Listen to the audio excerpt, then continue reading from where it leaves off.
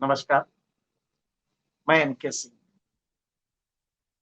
देश का गवर्नेंस लग रहा है कि किसी बड़े कैंसर से पीड़ित हो गया है।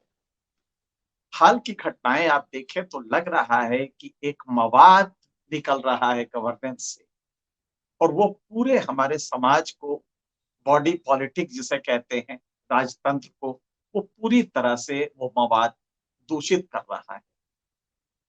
ब्रजभूषण शरण सिंह अंततोगत्वा पुलिस ने भी माना कि वो उस तरह के सेक्सुअल मिसकंडक्ट के दोषी हैं।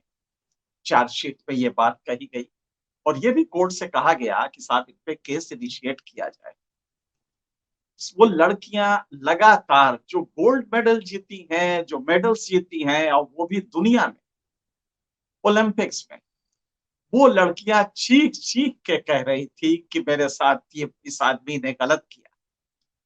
लेकिन इस गवर्नेंस के, इस सिस्टम के रहनुमाओं पे कहीं कोई प्रभाव नहीं पड़ा। ये वो लड़कियां हैं कि जब गोल्ड लेके आती हैं तो उन्हें देश की बेटी बताया जाता है, उनको खाने पे बुलाया जाता है और पूरे दुनिया में अपना वीडियो दिखाया जाता है कि देश का प्रधानमंत्री कितना तरजीह दे रहा है बेटियों को, और वो भी जो गोल्ड जीत रही है। लेकिन वो चीख चीख के कहती रही कि मेरे साथ ये ज्यादती कर रहा है, और वर्षों किया, लेकिन उस पर कुछ भी नहीं हुआ। ये मवाद नहीं तो क्या था। आज जब सुप्रीम कोर्ट में मामला गया तब पुलिस ने एफआईआर किया, तब इंक्वायरी की, क्योंकि दहशत सुप्रीम कोर्ट की थी, दहशत चंद्रचूड़ की थी।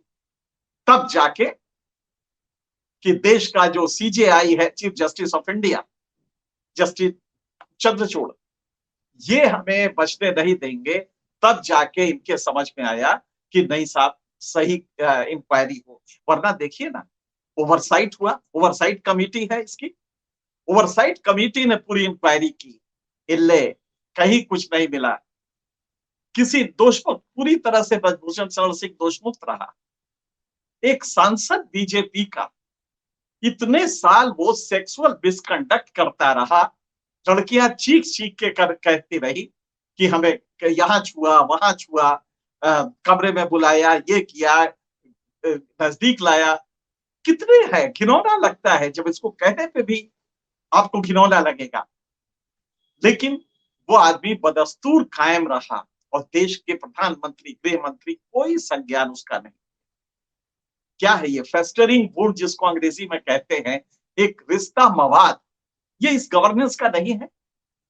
आज जब पुलिस सुप्रीम कोर्ट के डर से सही जांच कर रही है तब ये पता चल रहा है। वो लड़कियां धरने पे रही, महीनों रही, पुलिस डंडे मार के उठा के भगा दी, लेकिन तब नहीं लगा, ओवरसाइट कमेटी को कुछ भी नहीं लगा। ये कुछ घटनाएं आप और गौर से देखें। अभी कुछ ही दिन पहले एक लड़की ने आत्महत्या की, 1.5 महीने पहले। आप जरा सोचिए, 1.5 महीने पहले एक लड़की आत्महत्या करती है। ये मध्य प्रदेश की घटना है, विदिशा की। 1.5 महीने पहले आत्महत्या करती है, और ये कह के पूरी दुनिया में ये पता लगा कि उसने आत्महत्या इसलिए की कि बीजेपी के परिवार से जुड़ा हुआ एक लोकल लुम्पेन, एक लंपट व्यक्ति उसको छेड़ रहा था। और हिमाकत इतनी बढ़ गई कि उसने उसका एक दिन हाथ पकड़ लिया, सरेआम सरेराम। लड़की ने आके सुसाइड कर लिया और बाकायदे चिट्ठी लिखी, पूरा किस्सा बयान किया। पुलिस के पास जब वो लड़की जाती है, उसका बाप लेके जाता है, तो जानते हैं पुलिस क्या कहती है? अब कॉलेज जाओगी तो छेड़खानी तो होगी ना। कहा गया मोदी जी, बेटी पढ़ाओ बेटी बचाओ। बेटी पढ़ाने जाओ तो पुलिस वाला कहेगा छेड़खानी तो होती ही रहेगी। ये 9 साल का गवर्नेंस है आपका, जिसमें छेड़खानी तो होती ही रहेगी। तो फिर बेटी पढ़ेगी कैसे? वो छेड़खानी देखे, क्योंकि वो छेड़खानी कोई बीजेपी वाला कर रहा है तो उसको छेड़खानी नहीं माना जाता। कैसा सिस्टम है? नतीजा ये हुआ कि लड़की के मरने के बाद जो पश्चाताप बाप को होता है, उसके बाद भी वो छूट के आ गया। लड़की के मरने के बाद गिरफ्तार हुआ वो बीजेपी से जुड़ा हुआ लड़का, वो लफंगा, वो गिरफ्तार होता है और इमीडिएटली छूट जाता है। इमीडिएटली छूटता है तो सिर्फ इतना ही नहीं होता, इमीडिएटली जब छूटेगा तो उसके बाद वो दहशत भी क्रिएट करेगा, क्योंकि मोहल्ले का गुंडा है, मोहल्ले वाले त्रस्त है उससे, और बरसों से कर रहा है ये सब, इंटर पास है, लेकिन बाप बीजेपी में है, सत्ता का नशा है। लिहाजा सब ने कहा तुम कहीं चले जाओ, कुछ नहीं होगा, और बाप को ठेगा दिखाते रहे, पूरे सिस्टम ठेगा दिखाता रहा।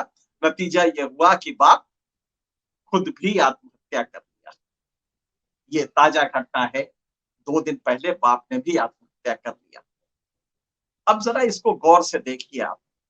लड़की जाती है, अपने कहती है हमारे साथ ये हो रहा है, लेकिन बीजेपी का वो जो है लफंगा, वो बिल्कुल घबराता नहीं है, और उसके बाद वो छूट के आता है, फिर दबाव डालता है, और आप समझ सकते हैं कि बाप को भी यही कदम लेना पड़ा। तीसरी घटना देखिए इसी राज्य की।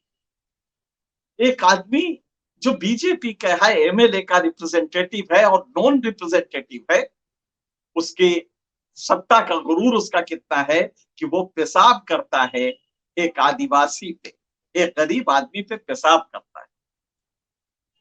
उसके बाद खैर चूंकि चुनाव चल रहा है, तो उसके बाद मुख्यमंत्री का ड्रामा देखिए कि वो पैर धोते हैं।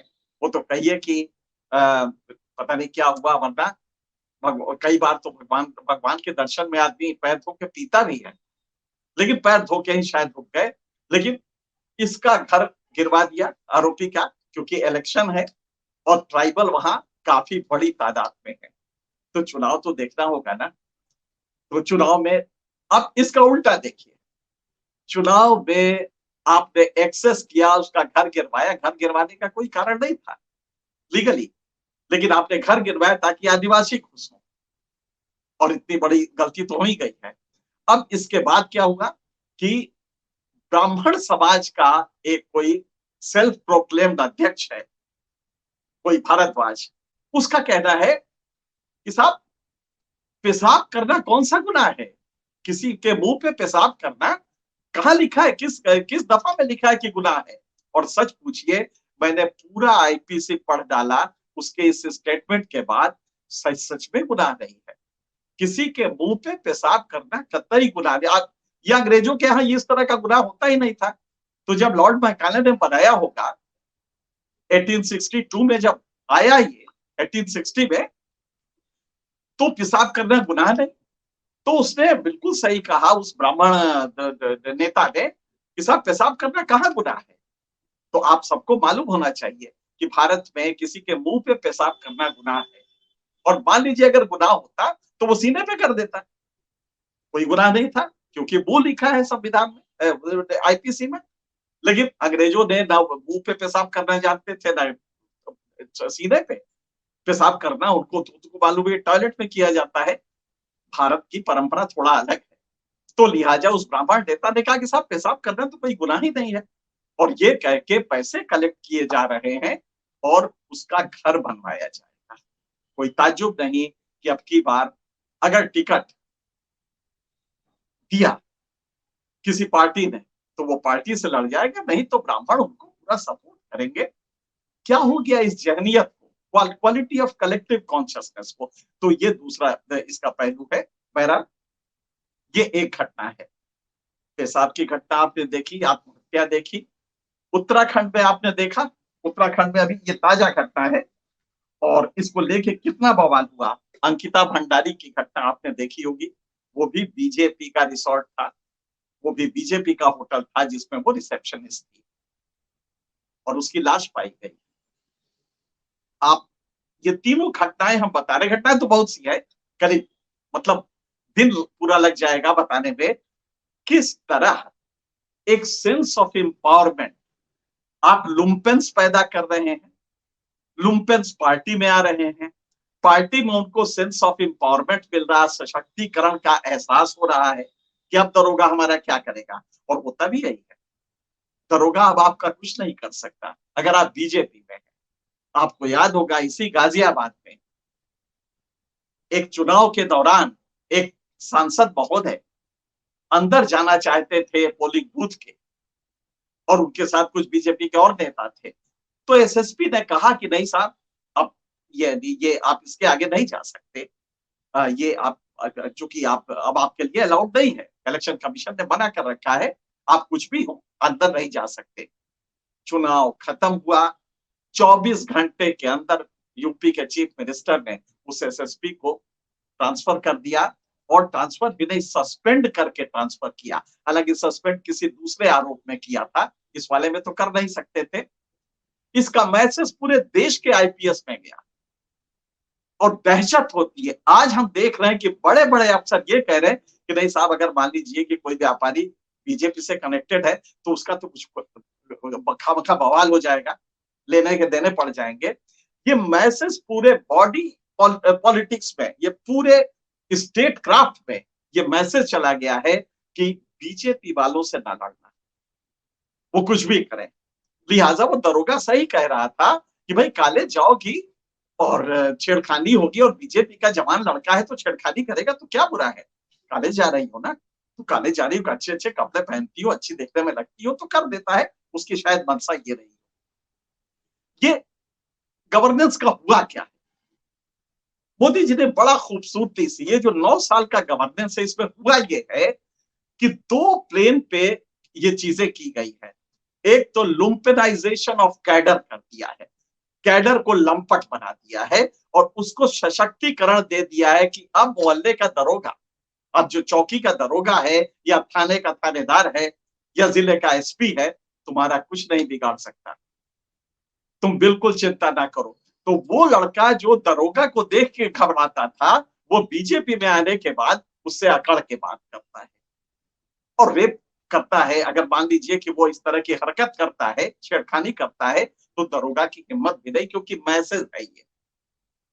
तो लुम्पेनाइजेशन ऑफ कैडर ये किया है, इसको फॉल्स कॉन्शियसनेस, एक झूठी चेतना दे दी है सशक्तिकरण की। वो उसी में मस्त है, सीना ठोक के जाता है, थाने में बैठता है और कहता है कि याकूब अहमद को पकड़ लो। याकूब अहमद को इसलिए पकड़ लो कि याकूब अहमद एक खास कम्युनिटी का है, और उसको पकड़ लिया जाता है। तो एक ये पक्ष है कि लुम्पेनाइजेशन ऑफ कैडर, एम्पावरमेंट, कैडर का एम्पावरमेंट कर देना। आज मेरे मोहल्ले का एक व्यक्ति है, वो मेरे मोहल्ले का व्यक्ति सीधे एम्स में भर्ती करवा सकता है, क्योंकि एम्स में एक संघ का कोई आदमी बैठा है और यहाँ पे वो भी संघ से जुड़ा हुआ है, तो लिहाजा सीधे भर्ती करवा सकता है, बाकी कोई नहीं करवा सकता। बड़े बड़ी ताकत वाले लोग नहीं करवा सकते, लेकिन वो करवा सकता है। तो ये सेंस ऑफ एम्पावरमेंट दिया गया है ताकि वो लुम्पेनाइज कितना भी हो। और आप जानते हैं, गोली मारो सालों को, ये शब्द यूज किया गया, नारे में यूज किया गया, पब्लिक व्यू में यूज किया गया, और उसके बाद उस व्यक्ति को प्रमोट करके मिनिस्टर कैबिनेट का बना दिया जाता है। एक खास समुदाय के लिए कहा गया था ये, देश के गद्दारों को, और नीचे से आवाज आती है गोली मारो बाकी अगला, और उसको पहला लाइन वो कहता है और प्रमोट करता है कि अब बाकी अगला आप कहिए, और उसको प्रमोट करके कैबिनेट मिनिस्टर बना दिया जाता है। तो ये गारंटी है कि आप लुम्पेन चाहे कितने, आप कितनी छेड़खानी करते हो, आप बीजेपी में आ जाए, कोई दिक्कत नहीं है, आपको हर प्रोटेक्शन मिलेगा। तो पहला तो ये है। दूसरा ये है कि कैडर के साथ साथ स्टेट क्राफ्ट को, ब्यूरोक्रेसी को हमने एक स्पाइनलेस बना दिया है। ब्यूरोक्रेसी का एक गुरूर होता था जो आर्टिकल 311 से आता था। जब ये आर्टिकल बन रहा था संविधान में, तो संविधान सभा में बहुत लोगों ने सरदार पटेल से कहा, क्योंकि वही इसको पायलट कर रहे थे, तो सरदार पटेल से कहा, सरदार ये अफसरों को आप प्रोटेक्शन क्यों दे रहे हैं? 311 में अफसरों को प्रोटेक्शन दिया गया है। तो सरदार पटेल का जवाब था, इसलिए कि ये पॉलिटिकल मास्टर्स के सामने तन के खड़ा हो और तन के कह सके कि सर ये गलत है और ये हम नहीं करेंगे, ये मंत्री के सामने तन के कह सके, इसलिए हम ये प्रोटेक्शन दे रहे हैं। मोदी की गवर्नेंस में इस गुरूर को तोड़ दिया गया है। ये प्रोटेक्शन तो है, लेकिन इसका जो गुरूर होता था, अच्छा गुरूर में होता क्या था, बीजेपी से पहले भी ये अफसर वो रहते थे, सजदा करते थे मंत्रियों के। लेकिन ये जो रीढ़ तोड़ी गई है, ये 9 साल में तोड़ी गई है, और ये सिर्फ इसलिए तोड़ी गई है ताकि जब लुम्पेनाइज्ड कैडर आए तो ये सर झुका के कहे कि हाँ साहब बताइए। अब वो लड़की आई थी छेड़खानी का रिपोर्ट लिखवाने, मैंने नहीं लिखा है, ये उस लफंगे कैडर से कह सके, ये इसके पीछे वो है। अब इसको गौर से देखिए, 311 का जो गुरूर था, इससे इतना होता था कि एसपी कम से कम छुट भइये इस तरह के नेता, वो किसी भी सत्ता पार्टी के हो, वो किसी विपक्ष के हो, इनसे वो दबता नहीं था। थानेदार भी नहीं दबता था, क्योंकि एसपी भी तन के खड़ा होता था। ऊपर तो नहीं होता था, लेकिन कम से कम मोहल्ले के लेवल पे जो ये गुंडाई होती थी, इसको लेके खड़ा था। जो पेशाब करने वाले के ने किया है, उसके खिलाफ वो उसको बर्दाश्त नहीं करता वो एसपी। और ये जो लड़की को छेड़ा है, ये भी हमारा चौकी इंचार्ज जो होता या थानेदार जो होता बर्दाश्त नहीं करता। लेकिन इस गवर्नेंस को आपने, इसके गुरूर को खत्म कर दिया है। इस पे एक आपको बताएं, बाजीराव मस्तानी आप लोगों ने देखी होगी। उस फिल्म में काशी बाई के पास जो प्रियंका चोपड़ा एक्टिंग कर रही है, वो काशी बाई बनी है। तो पेशवा आते हैं, रणवीर सिंह आते हैं पेशवा के रूप में, और कहते हैं आप काफी नाराज होंगी हमारे और मस्तानी से, क्योंकि मस्तानी के साथ वो ज्यादा रहने लगे थे, इंटेंगल ज्यादा हो गए थे। तो काशी बाई प्रियंका चोपड़ा ने, जो पेशवा की पत्नी थी, उसने कहा नहीं, गैरों से क्यों नाराज होना है, नाराजगी तो अपनों से होती है। और फिर एक सेंटेंस कहा, पेशवा अगर आपने मुझसे मेरी जान मांगी होती ना, तो मैं हंसते हुए दे देती, लेकिन आपने मेरा तो गुरूर ही छीन लिया है। दरअसल मोदी ने या इस गवर्नेंस ने अफसरों का ये गुरूर छीन लिया है। जो गवर्नेंस का एक इनहेरेंट गुरूर होता है, ये छीन लिया है। इसका नतीजा क्या हो रहा है? लुम्पेनाइज्ड कैडर समाज को तकलीफ दे रहा है, और उसका प्रोटेक्शन कहीं नहीं है। टमाटर का अगर कोई करके कार्टून बना के उसको हास्यास्पद बना के कहता है कि साहब ये हालत है टमाटर की, तो उसको हमारा थानेदार पकड़ लेगा। उसको पूछा जाए, तुम्हारे जमीर ने ये लाऊ कैसे किया, ये दफाएं तुमने लगाई कैसे, 193, 295, 505 कैसे लगाया होगा तुमने, जमीर ने कैसे अलाउ किया? उस एसपी से पूछा जाए, जो कांवड़ यात्रा में एक कांवड़िए का पैर धोता है, और पैर धो के उसके फोटो को वो चीफ मिनिस्टर ऑफिस में ट्वीट कर देता है कि सरकार मैंने भी पैर धोए हैं। उसकी जमीर से पूछा जाए कि आईपीएस किया था तुमने, कम से कम इतना तो पढ़े लिखे होगे ना कि जमीर की आवाज सुन सको। लेकिन वो शायद वो सुनने गवारा नहीं है, क्योंकि उसे केचुआ बना दिया गया है। तो भारत में ब्यूरोक्रेसी की रीढ़ खत्म कर दी गई है, वो केचुआ हो गया है। जहां तक कैडर का सवाल है, एक लुम्पेनाइज्ड कैडर डेवलप किया जा रहा है, जो सिर्फ हिंदू मुसलमान करे, मोहल्ले की लड़कियों को छेड़े, कोई दिक्कत नहीं है। और इन सब का नतीजा ये है कि गवर्नेंस एक कैंसर की तरह बीमार हो गया है। मेटास्टेसिस का एक स्टेज होता है कैंसर में, वो पूरे बॉडी को इन्वॉल्व करने लगता है। मेटास्टेसिस के स्टेज में गवर्नेंस का कैंसर आ गया है, और ये जो मवाद निकल रहा है घटनाओं के रूप में, मुझे लगता है आप सब जितने भी हम लोग हैं, हम लोगों को इस पे चिंता करनी चाहिए। क्योंकि सरदार पटेल ने कहा था उसी उसमें कि भाई हमने अपने सेक्रेटरी से कहा है कि अगर ओपिनियन इंडिपेंडेंट नहीं दे सकते हो तो मुझे छोड़ के चले जाओ, तुम जाओ तो नौकरी छोड़ दो, लेकिन मुझे इंडिपेंडेंट ओपिनियन चाहिए। तो अभी काफी दिनों तक अफसर इंडिपेंडेंट ओपिनियन देते थे, लेकिन अब जो गवर्नेंस आया है 9 साल का, इसके बाद अगले 20 साल तक आपको ब्यूरोक्रेसी की रीढ़ नहीं मिलेगी, मैं इसकी गारंटी दे सकता हूं। फिलहाल इतना ही, किसी और मुद्दे पे फिर आपसे बात करेंगे, तब तक के लिए